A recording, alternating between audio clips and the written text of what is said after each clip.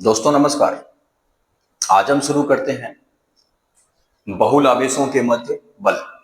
ठीक है दोस्तों, हमने कूलाम बल पढ़ लिया, हमने कूलाम बल का सदिश निरूपण पढ़ लिया और आज हम शुरू करते हैं बहुल आवेशों के मध्य लगने वाले बल को। ठीक है दोस्तों, तो स्टार्ट करते हैं बहुल आवेशों के मध्य लगने वाला बल।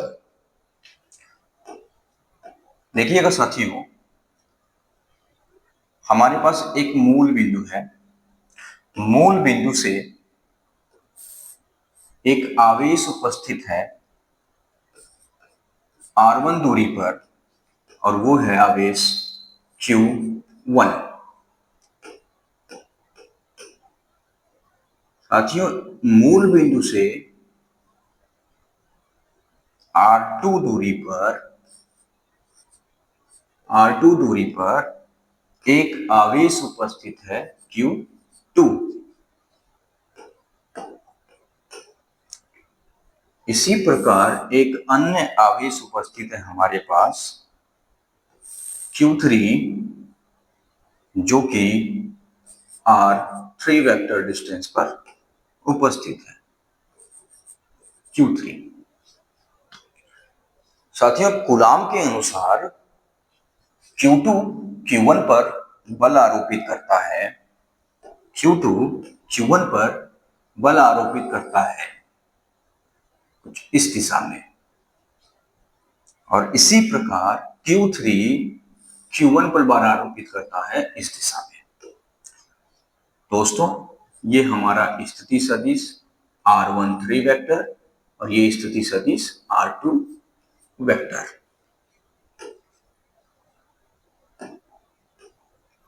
ये जो बल है साथियों, कुछ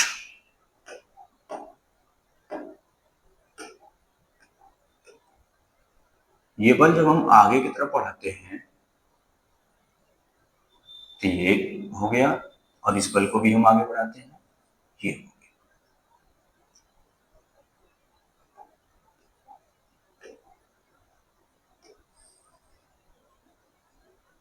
साथियों, इनका जो परिणामी बल होगा,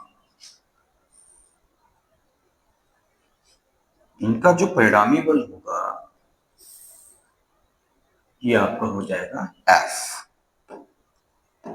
इनका परिणामी बल क्या हो गया? F vector. इसको हम Q1 पे लग रहा है तो F1 वेक्टर कहते हैं। ठीक है साथियों, ये बल हमारा क्या है? F12 वेक्टर, और ये जो Q3 है वो Q1 पर बल लगा रहा है इस डायरेक्शन में, यानी कि F13 वेक्टर। और इनका जो परिणामी बल है वो F1 वेक्टर है। ठीक है साथियों, तो ध्यान दीजिएगा,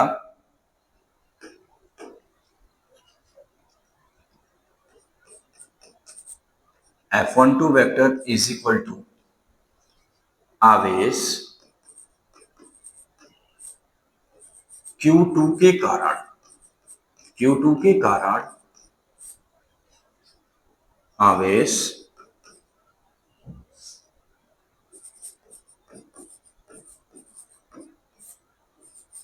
Q1 पर बल।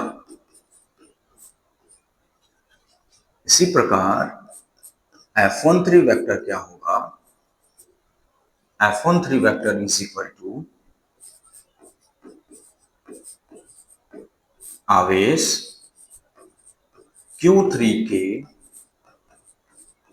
कारण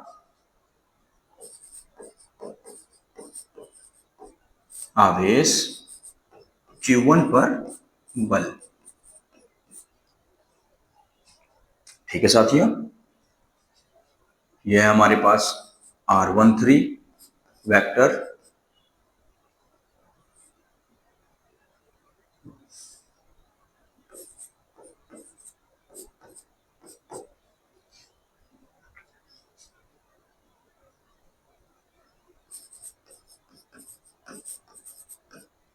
आवेश Q3 के सापेक्ष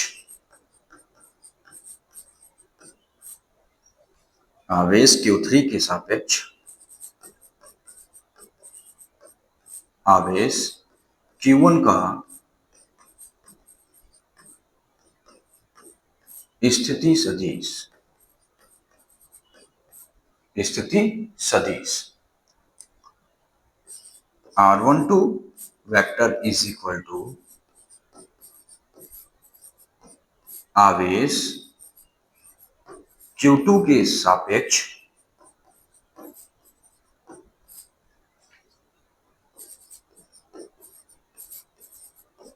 आवेश Q1 का स्थिति सदिश।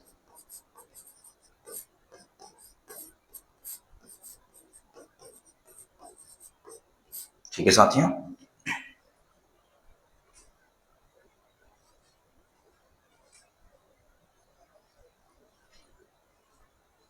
तो F12 बल जो होगा वो Q2 के कारण Q1 पे लगने वाला बल है। फोर्स F13 जो वेक्टर है वो आवेश Q3 के कारण Q1 पे लगने वाला बल है। ठीक है साथियों, और इनका जो परिणामी बल होगा वो क्या होगा, F होगा, क्योंकि बल हमारा एक प्रकार का सदिश राशि है। तो वेक्टर के अनुसार हम ये कह सकते हैं F1 vector is equal to F12 vector plus F13 vector. Question number first कहते हैं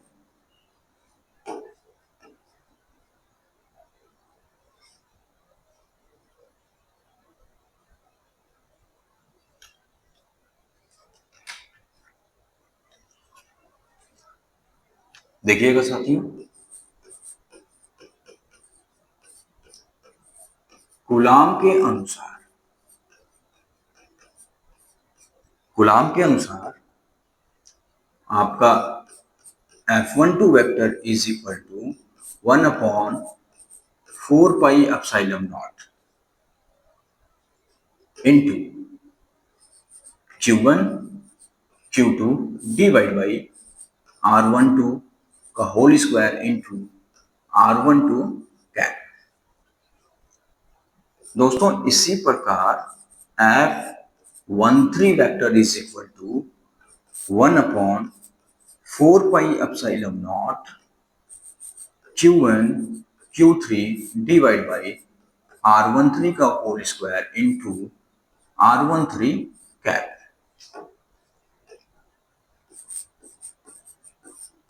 समीकरण 1 से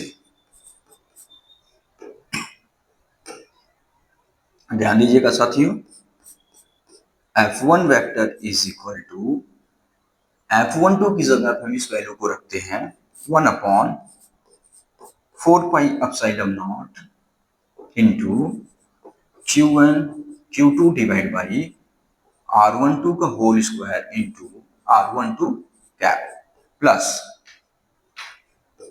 1/4 pi epsilon not Q1 Q3 divide by R13 का whole square into R13 cap. तो ध्यान दीजिएगा साथियों, यहां से 1/4 पाई एप्सिलॉन नॉट कॉमन हो जाएगा और Q1 ये भी आपका क्या हो जाएगा, कॉमन हो जाएगा। तो आगे देखिएगा, F1 vector is equal to 1/4 pi epsilon not into Q1।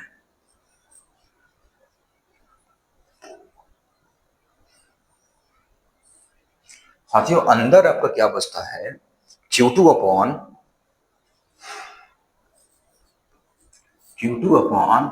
R12 का whole square into R12 cap plus Q3 divide by R13 का whole square into R13 cap. ठीक है साथियों,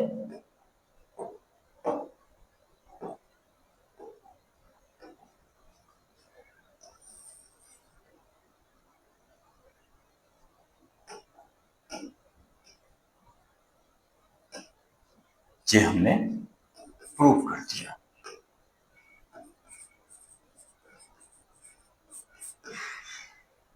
ठीक है दोस्तों, हमने क्या देखा कि बहुल आवेशों के मध्य लगने वाला कूलाम बल। तो ध्यान दीजिएगा साथियों, समरी ध्यान दीजिएगा कि सबसे पहले हमारे पास एक आवेश Q1 है, फिर एक आवेश Q2 है और एक आवेश Q3 है। तो Q2 आवेश भी Q1 के ऊपर बल आरोपित करेगा और Q3 भी जो है वो Q1 पर बल आरोपित करेगा।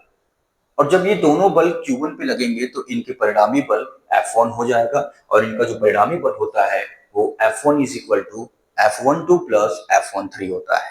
ठीक है साथियों, तो कूलाम के अनुसार हमने पढ़ा था कि 1/4 pi epsilon not into Q1 Q2 divide by R12 का whole square into R12 cap.